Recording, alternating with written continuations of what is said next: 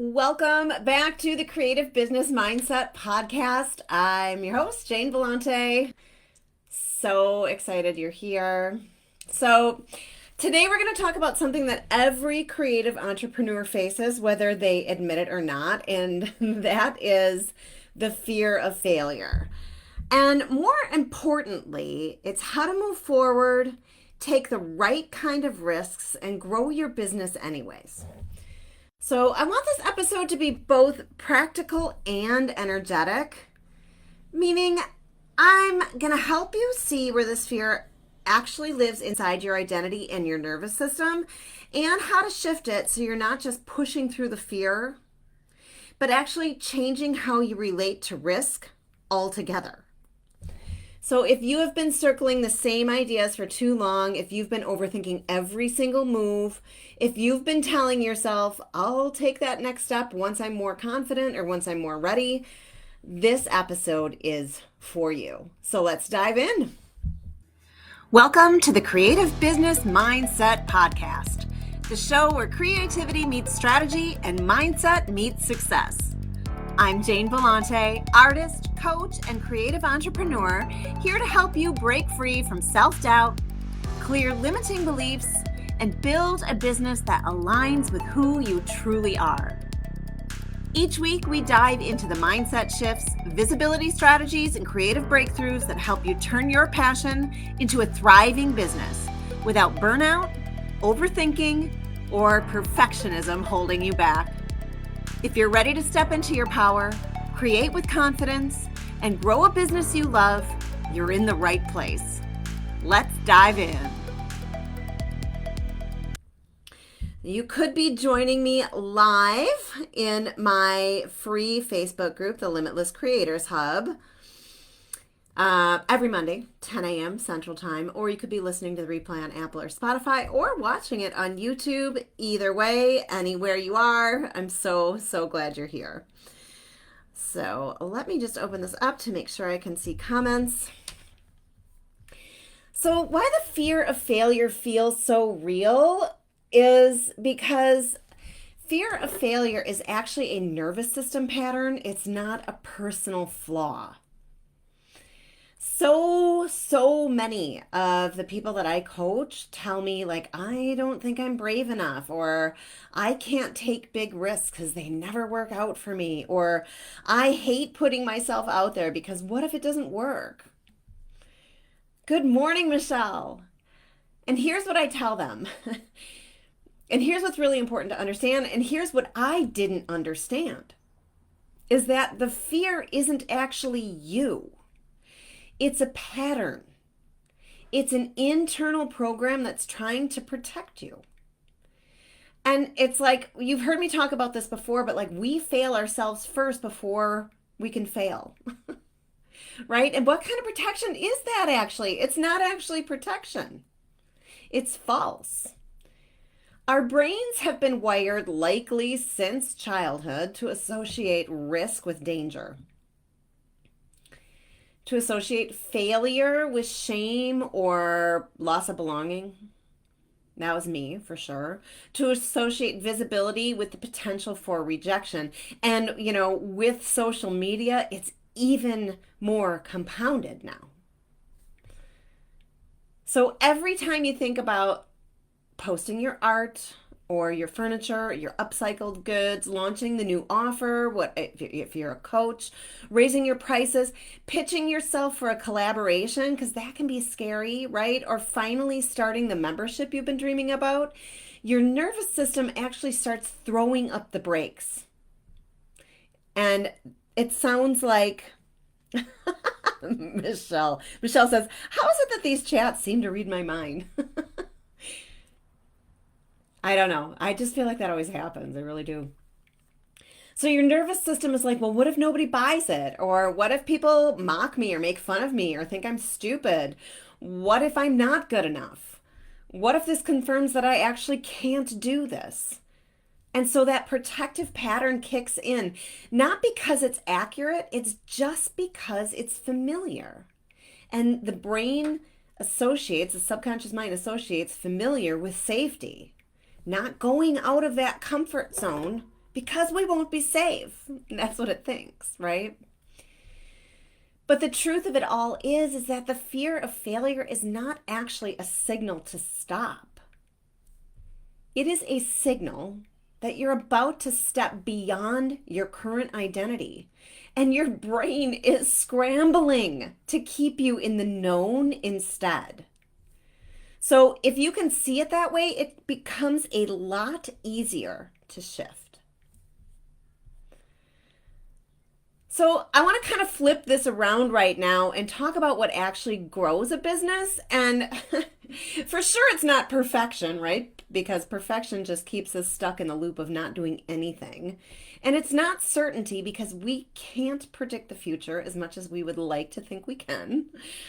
And it's not staying in your safe zone until everything is proven or everything is guaranteed, right? We tell ourselves this. Business growth actually happens through movement. It happens through iteration. Keep changing it. If it doesn't feel right, change it. You know how many times I have done that? I have changed things all the time. I'm changing things now. It is also through adjustment, and it's also through learning, which means that risk is actually part of the path. And it's not just risk in like the jump off a cliff kind of an idea, right? I'm not talking about you being reckless or you taking huge leaps that could leave you like bankrupt or something. I'm talking about these little baby micro risks, which are like daily courageous choices that allow your business to evolve. Just try it. Just try it. Hey, Audrey. So glad you're here. So, for example, post the post that feels like you're being vulnerable. Just do it. How about charging a rate that actually reflects your value? How about, and I have done this so many times, hosting the class before you have the perfect funnel for it? And I know a lot of people will identify with this one, showing your face on social media, showing your face on video, because the default there is just to stay hidden. And it's so funny because we want to be seen, but we don't want to be seen at the same time. So that's our default, right? So what if you just showed up? This is a courageous micro risk that you could just do. How about telling your audience what you really believe, not what you think they want to hear? Because these are small risks, and every single one of them expands your identity as a business owner.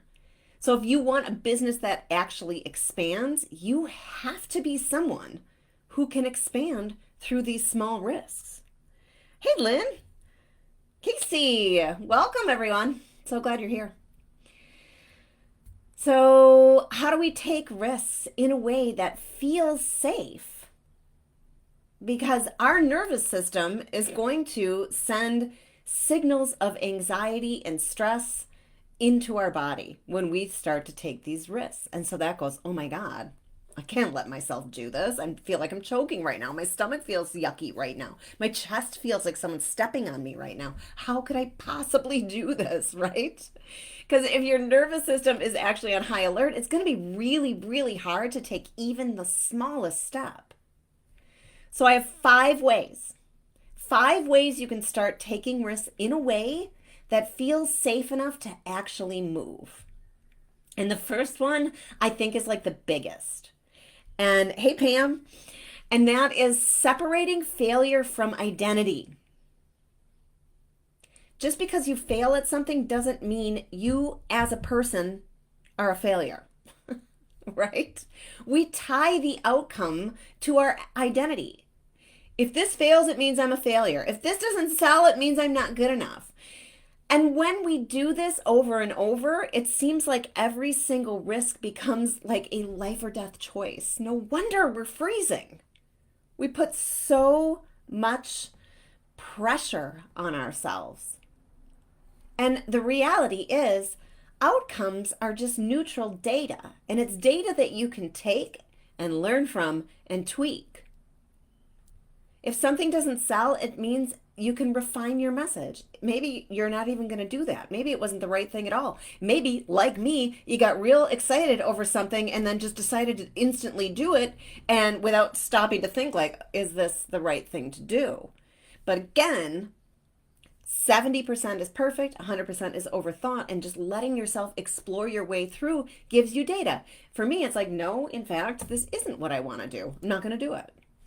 And then I just pivot, right? The more you can outtangle your outcome from your identity, the freer you will feel to experiment. And that is where the real growth happens. Okay, so the number two way you can start taking risks is anchoring into what you love more than what you fear. So fear of failure actually becomes dominant when you're not connected to that deeper why. And if we're only focused on getting it right, we're going to freeze. But if you're connected to the love you have for the actual work itself, how it makes you feel inside, for the people that it actually serves, for the future version of your life in your business that you're creating, that love gives you the fuel to act, even when you don't feel 100% ready. Because if we wait to feel 100% ready, guess what? We're never going to do it, because we will never be 100% ready. You got to dip your toe into the water. And, if you're like me, you just dive right in, right? When I have launched programs that terrified me, or when I launched this podcast all by myself in 2023, what moved me forward was the thought of, I believe in this so much that I'm willing to risk being seen trying. And if it doesn't work, then I'm going to pivot. And that is the shift that I want you to begin to anchor into with your business. What if positive, right? Instead of what if negative all the time. Okay, so the number 3 way you can start taking risks in your business is normalize failure as part of leadership. Because we are business owners. We are leading our own businesses. And if you want to lead a business, whether that means selling art, coaches, courses, memberships, retreats, by the way, the one that's starting tomorrow with me, whoop, whoop, and my friend Joshi, whoop, whoop, you will fail sometimes. You will fail sometimes. And like, we're so afraid to fail, but failure is what you learn from so that you strengthen and grow. Fail faster. You've heard that before, right? You've heard me say that before. Fail faster so that you can learn and overcome it and get better. The most successful creative entrepreneurs I know, the ones making 6 and 7 figures, they have failed more often than most people even let themselves try. And that's not because they're immune to fear. It's that they learn to relate to failure as the teacher, not as an enemy. Right? We can take ourselves down into the black hole and keep ourselves in the black hole all we want. I'm a failure. I can't do this, blah, blah, blah. Or you can be like, you know what? This didn't work. Why didn't it work? If I love it so much, how can I change it to make it wonderful, to make it helpful, whatever, right? Failure is not the opposite of success. It's the actual path to it. And that's definitely a reframe, right? Because if you're unwilling to fail,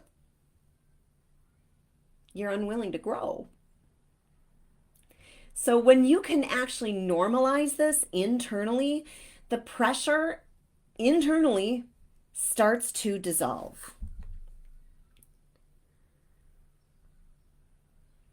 Casey says, oh boy, I love all of this. Oh yeah, definitely. And we can be both, and we are so many more things, right? And I think that's what's different about us, right? Is that we love so many things and we have a hard time figuring out which path to go on, right? And everybody says, well, niche down, niche down, niche down. And we're like, well, I can't, right?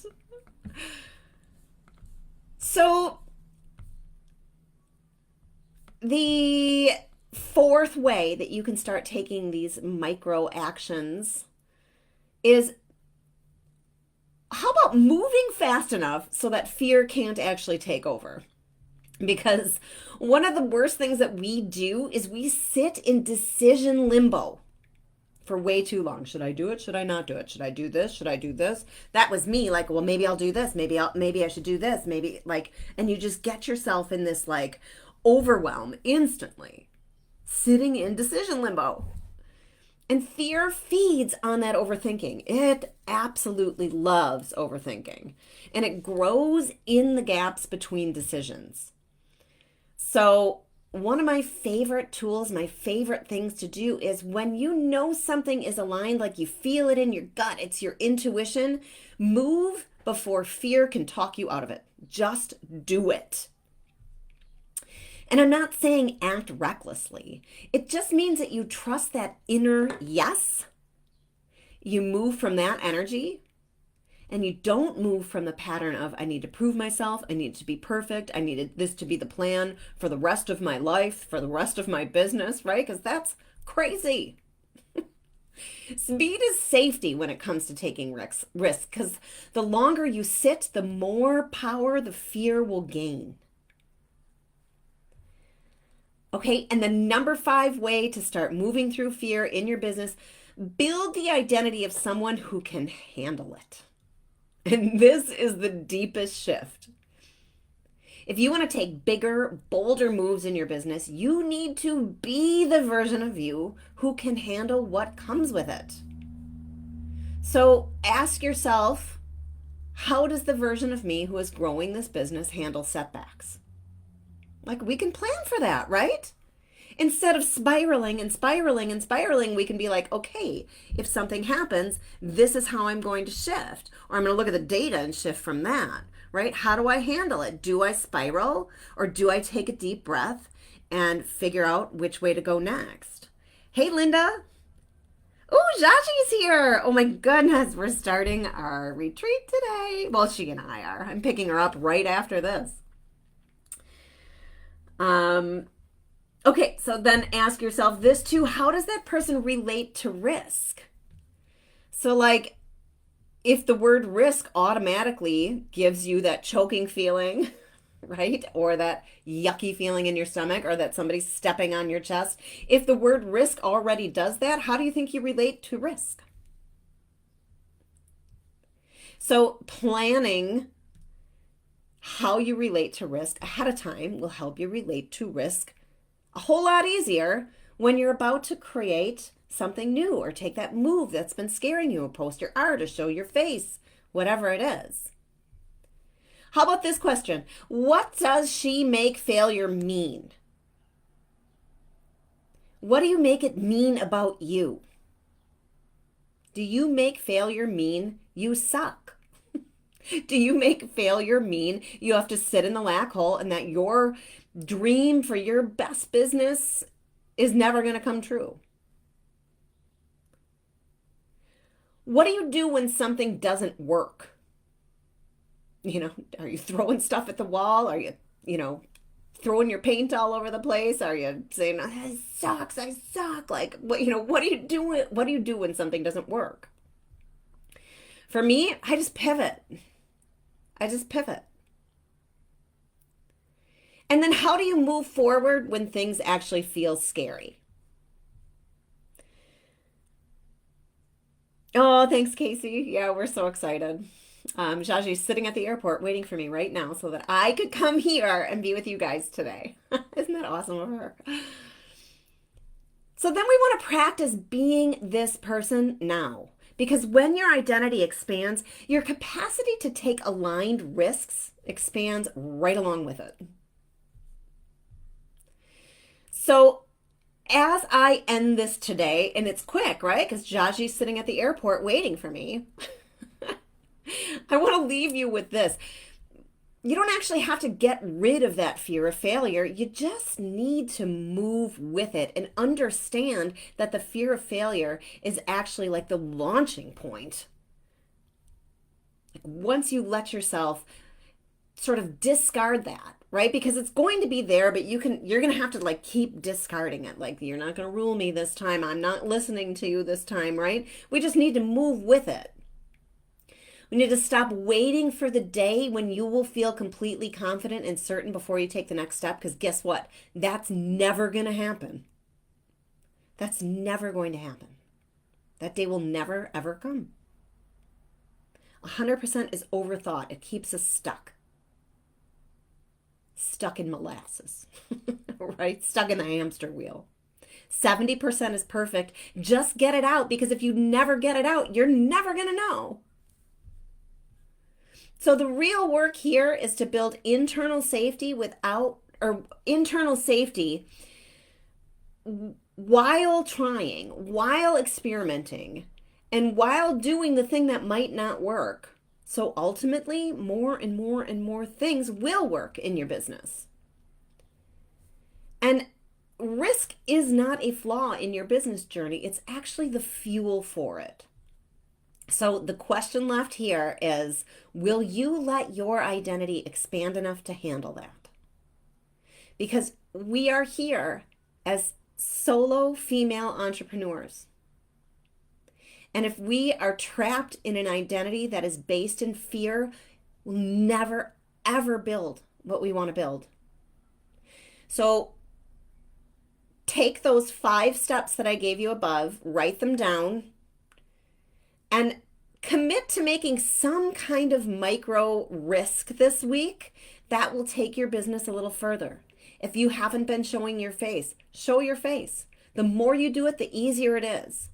You know, I sat and showed my face, and you've heard me say this before, I laugh about it every time, but I'll be like, oh my God, one eye is smaller than the other. And you know, we sit and we judge ourselves so freaking harshly. And I want to tell you this.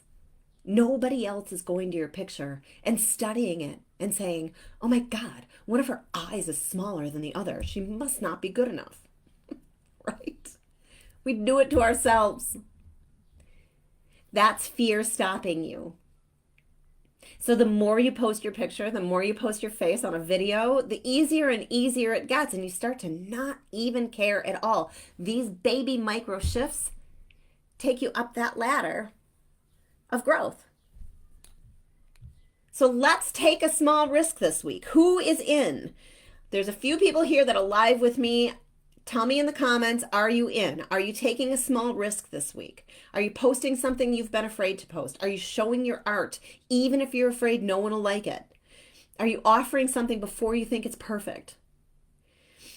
It could be finally applying to a show, finally reaching out to somebody that you've been wanting to collaborate with, finally submitting to that magazine you want to get published in. Whatever it is, move toward it. Move toward it. All right. Casey says, I'm so in. Pam says, I'm in. Lynn says, I'm in. Michelle's in. Woohoo! Audrey's in. Yes. I love it. I love it so much. Linda's in. Yes. Yes. And if you are watching this replay on YouTube, tell me in the comments, are you in? Are you in? And if this resonated with you, I just want to invite you to share this with your friends, anybody that you think that would get something out of this, that would feel motivated. You can invite them to come every single Monday at 10 Central. You can invite them to listen on Apple or Spotify or watch on YouTube. This Wednesday, a new podcast drops every single Wednesday, and I'm actually going to be interviewing some of the people at the retreat. So that is going to be a super fun podcast. Little do they know, I'm going to mic them up and we are going to chat. So I think it's going to be so much fun. So join me Wednesday. That'll be up sometime in the morning. I'm so grateful that you're here. I hope everybody has a wonderful week. And for everybody that is joining Jaji and I in Mineral Point, can't wait to see you tomorrow. So thanks so much for being here, everybody. And I'll see you not in person on Wednesday, but I'll see you in person next week, Monday. Have a great week, everyone.